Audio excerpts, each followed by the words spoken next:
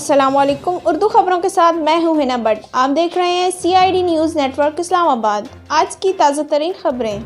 تحریک لبیک سے معاہدہ، وزیر اعظم عمران خان نے کل اہم اجلاس طلب کر لیا۔ وزیر اعظم عمران خان نے تحریک لبیک سے معاہدے کے حوالے سے کل اہم اجلاس طلب کر لیا، جس میں فرانسیسی سفیر کے ملک بدری کے لیے قرارداد پارلیمنٹ سے منظوری کی تجویز پر غور ہوگا۔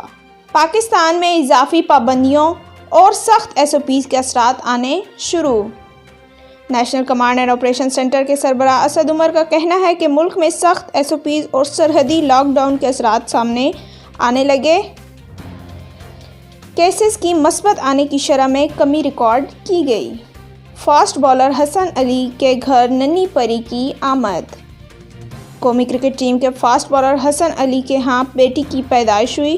تفصیلات کے مطابق فاسٹ بالر حسن علی نے سماجی رابطے کی ویب سائٹ ٹویٹر پر اپنے آفیشیل اکاؤنٹ سے جاری بیان میں مداحوں کو خوشخبری دی کہ اللہ نے انہیں بیٹی کی رحمت سے نوازا ہے۔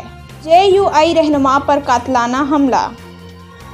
صوبہ سندھ کے ضلع لاڑکانہ میں JUI رہنما پر قاتلانہ حملہ ہوا ہے، جس میں JUI کے رہنما عبدالقادر سیال اور ان کا بیٹا عبدالعزیز سیال شدید زخمی ہو گئے۔ میٹرک اور انٹرمیڈیٹ کے امتحانات کب ہوں گے؟ حکومت کا بڑا اعلان۔ حکومت پاکستان نے میٹرک اور انٹرمیڈیٹ کے امتحانات مئی کے آخری ہفتے میں لینے اور کورونا سے متاثرہ اضلاع میں تعلیمی ادارے 28 اپریل تک بند رکھنے کا فیصلہ کر لیا ہے۔ احساس پروگرام کا ایک اور قدم۔ CDA اور دکانداروں، غریب عوام پر ظلم کی انتہا کے بعد احساس پروگرام نے غریب عوام کو فری ٹھیے مہیا کرنے کا اعلان کر دیا۔